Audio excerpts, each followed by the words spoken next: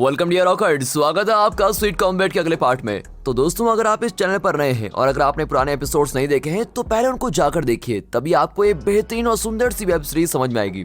पिछले एपिसोड में हमने देखा कि डांस पार्टी में सुनहाओ और जाओमी डांस कर रहे थे। तब सुनहाओ ने कहा था कि इस वक्त मैं एक एंजल के साथ डांस कर रहा हूँ। ये सुनकर जाओमी मन ही मन जरा खुश भी होती है और स्माइल करने लगती है और वे अपना प्यारा सा डांस कंटिन्यू करते हैं। दूसरी ओर फेंग्यू और मिंगटैन एक दूसरे को देखते रहते हैं। इन दोनों की आंखों में प्यार साफ नजर आता है और इस बात को मिया नोटिस कर लेती है। उसका और बयूना का सिर्फ एक ही काम होता है और वो है इन दोनों को अलग करना। मिया बयूना को डांटती है कि खड़े खड़े मेरा मुंह क्या देख रहे हो, जाकर फेंग्यू के साथ डांस करो।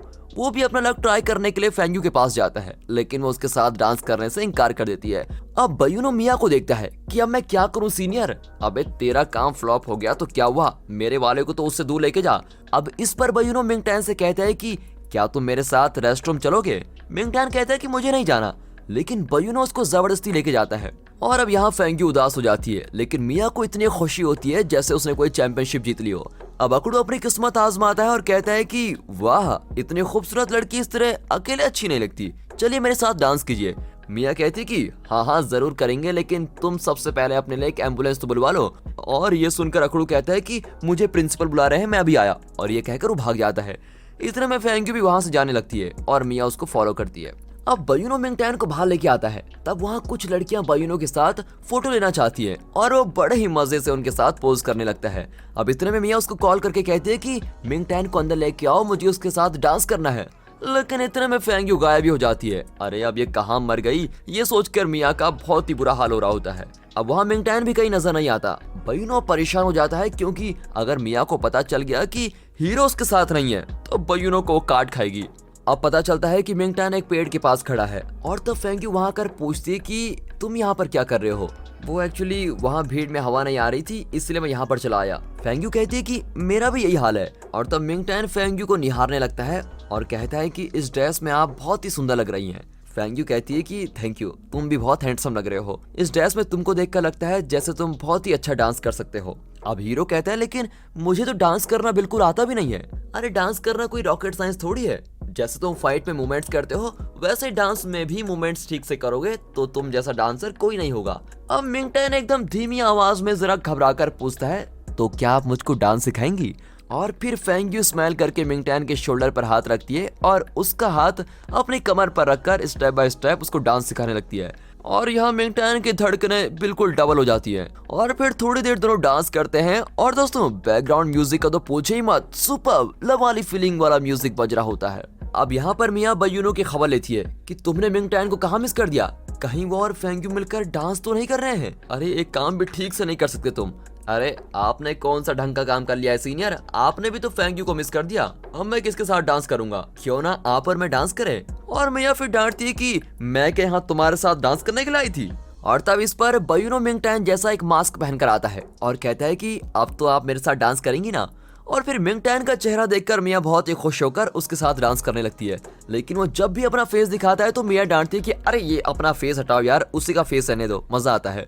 और इस पर वो मुड़कर डांस करने लगते हैं।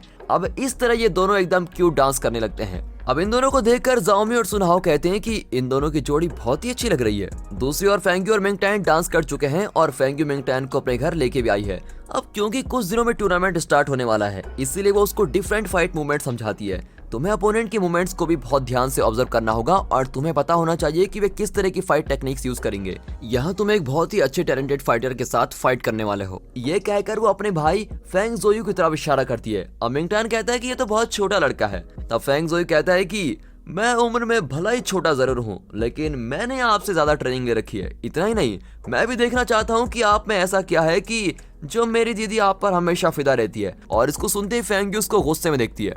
और फिर मिंगटैन फेंग जोयू से फाइट करने लगता है। फेंग जोयू सच में टैलेंटेड फाइटर है और वो मिंगटैन पर लगातार अटैक करता है। मिंगटैन डिफेंस के अलावा कुछ कर ही नहीं पाता। फेंग जोयू उसको खूब अटैक करके नीचे गिरा देता है। अब फेंग्यू उसको फिर कोशिश करने को कहती है। मिंगटैन वैसा ही करता है और दोनों फाइट करने लगते हैं। अब इस बार मिंगटैन फेंग जोयू की सारी मूवमेंट्स को एनालाइज करता है और वो नोटिस करता है कि फेंग जोयू के मूवमेंट्स बहुत ही फास्ट हैं, लेकिन उसके पंचेस उतने स्ट्रॉन्ग नहीं है। और सोचने लगता है कि इसका फायदा उठाकर मैं उसको जीत सकता हूँ। अब इस तरह प्लानिंग करके वो एक छोटे गैप में फेंग जोयू को एक तगड़ा पंच मारकर गिरा देता है और फिर मिंग टैन उसको उठाकर कहता है कि तुम ही विनर हो। अगर मैं अपने से बड़े लड़के से फाइट करता तो शायद एक ही राउंड में फ्लैट हो जाता, लेकिन तुमने मुझसे बहुत ही अच्छी फाइटिंग की और मुझको गिरा भी दिया था। मेरे लिए तो तुम ही विनर हो। और तो फेंग जोयू कहता है कि ठीक है, आप इतना अच्छा बनने की भी कोशिश मत करो। आप सच में बहुत ही अच्छी फाइट करते हैं, लेकिन मेरी दीदी को पाने के लिए सिर्फ यही काफी नहीं है। और ये कहकर वो काफी कुछ गुस्से में भी कहने लगता है क्योंकि वो हार गया है, और कहते कहते भाग जाता है। तब फेंग यू कहती है कि मेरा भाई इस छोटी सी उम्र में हमारी कंपनी का CEO बन गया, इसीलिए वो खुद को बहुत ही बड़ा आदमी समझता है।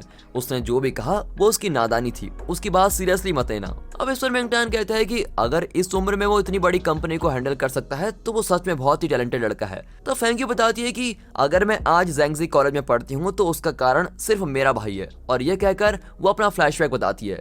जब मुझे इस कॉलेज में एडमिशन मिला था तो मैंने अपने दादाजी से कहा कि मैं एक फाइटर बनना चाहती हूँ, लेकिन मेरे दादाजी ने साफ मना कर दिया और कहा कि तुम्हें इस कंपनी को संभालना है और तुम होगी फाइटर बनना चाहती हो। और तब मेरे भाई ने मेरे लिए वो किया जो मैं जिंदगी भर भूल नहीं सकती। उसने दादाजी से कहा कि उसका IQ लेवल बहुत ही ज्यादा है, इसीलिए वो खुद कंपनी के सारे काम संभाल लेगा। उसने ये भी कहा कि बचपन से दीदी आपकी सारी बातें मान रही है, कम से कम इस बार तो उसको अपनी मर्जी से करने दीजिए। वो स्पोर्ट्स कॉलेज में जाना चाहती है तो इसमें आपको क्या प्रॉब्लम है? उसे अपनी एम्बिशन पूरी करने दीजिए और फ्री टाइम में वो कंपनी के काम में हमारी मदद भी कर सकती है। बाकी काम मैं संभालूंगा दादाजी। और फिर वो आगे बताती है कि इस तरह मेरे छोटे भाई ने मेरे लिए इतना कुछ कर रखा है और मेरे खातिर उसने दादाजी से भी बात की। अगर वो ना होता तो मैं इस कॉलेज में कभी नहीं होती, इसलिए वो मुझको बहुत ही प्यारा है। अब यहाँ दिखाते हैं तो मिया बहुत ही परेशान हो रही होती है कि मिंग टैन आखिरकार गया कहाँ, और गुस्से में वो बहनों को डांट रही होती है। फिर वो देखती है कि 4 बज रहे हैं, अब मिंग टैन जरूर अपने पार्ट टाइम जॉब पर गया होगा, और ये सोचकर वो कार वॉश वर्कशॉप में जाती है। यहाँ मिंग टैन और फेंग यू फिर एक दूसरे को ताक रहे होते हैं और उनकी समझ में नहीं आता कि अब किस बारे में बात करें। कुछ ही देर बाद मिंग टैन कहता है कि मेरी जॉब का टाइम हो गया है, मुझको जाना है। फेंग यू उसे कार वॉश वर्कशॉप में ड्रॉप करने के लिए अपनी कार में लेके जाती है और कहती है कि अगर तुम्हें कोई भी मदद की जरूरत हो तो मुझको जरूर बताना। और मिंग टैन भी कहता है कि मैं जरूर बताऊंगा, आप घर लौटकर आराम कीजिए। अब उसका वर्कशॉप तो आ जाता है, लेकिन उसका उतरने का मन ही नहीं करता। फिर भी वो फेंग यू को बाय कहकर उतर जाता है। अब फेंग यू भी बहुत ही खुश होती है कि आज का दिन तो बहुत ही अच्छा गया। अब वर्कशॉप में दिखाते हैं तो मिया को कार वॉश करते देख मिंग टैन बिल्कुल ही चौंक जाता है। वो कहती है कि पार्टी से तुम अचानक कहाँ गायब हो गए थे, इसीलिए मैं तुमको ढूंढती हुई यहाँ पर आ गई। अब चलो बहुत काम पड़ा है। तो मिंग टैन कहता है कि मैं खुद ही कर लूंगा, आपको बेवजह तकलीफ होगी। वो कहती है कि अरे मैंने ऑलरेडी यूनिफॉर्म पहन ली है, अब तो मैं इसको नहीं उतारूंगी, तुम उस दिन की तरह मुझे काम के पैसे दे सकते हो, ओके। और ये कहकर वो काम पर लग जाती है। अब दोनों सारा काम खत्म करके एक साथ घर आते हैं और साथ मिलकर कुकिंग करने लगते हैं। और कुकिंग करते करते मिया मिंग टैन के बारे में बहुत ही रोमांटिक सपने देख रही होती है। अब इतने में फेंग यू मिंग टैन के लिए कुछ चीजें लेकर वहां जाती है और तब खिड़की से उसको साफ नजर आता है कि मिया हीरो की फैमिली के साथ मिलकर खाना खा रही है और वो मिंग टैन को खाना भी खिला रही है। ये देखकर तो फेंग यू का दिल ही टूट जाता है और वो दुखी होकर घर लौट जाती है। घर पर वो यही सोच रही होती है कि अगर उसको कुकिंग में हेल्प चाहिए थी तो उसने मुझसे क्यों नहीं कहा, उसने मिया को ही क्यों बुलाया। और अब वो मिया से जरा जेलस फील करने लगती है। अब अगले दिन दिखाते हैं तो सारे क्लब्स में टूर्नामेंट की भरपूर तैयारियां चल रही होती हैं और 1 बाय 1 हमें सारे क्लब्स को दिखाते हैं और आखिर मिंग टैन को दिखाते हैं जो अब दोगुनी प्रैक्टिस कर रहा है। और दोस्तों इसी के साथ ये एपिसोड यहाँ पर खत्म होता है। दोस्तों हमें विश्वास है कि इस सीरीज के हर एपिसोड की तरह ये एपिसोड भी आपको बहुत ही पसंद आया होगा। हमें पता है कि आप उस जबरदस्त टूर्नामेंट को देखने के लिए बहुत ही उतावले हो रहे हैं। आपकी आवाज हमको सुनाई दे रही है सच में, और हम आपकी एक्सपेक्टेशन जरूर पूरी करेंगे। इस सीरीज में टोटल 37 एपिसोड्स हैं। अब तक हमने स्वीट कॉम्बैट के 10 पार्ट बना लिए हैं, जिसमें 12 एपिसोड एक्सप्लेन किए गए हैं। इस सीरीज के सारे एपिसोड को हम 24 पार्ट में एक्सप्लेन करेंगे। तो आपका मनपसंद टूर्नामेंट शुरू होने वाला है, इसलिए कोई भी एपिसोड मिस मत कीजिए। और अगर इस सीरीज आपको पसंद है तो वीडियो को एक लाइक और चैनल को सब्सक्राइब अभी कर दीजिए। और कमेंट्स में ये जरूर बताइएगा कि इस सीरीज में और इस एपिसोड में आपको इतना अच्छा क्या लगा। बाकी दोस्तों फिर मिलते हैं अगले वीडियो में, तब तक के लिए गुड बाय, पीस, अपना ख्याल रखिए and finally thanks for watching.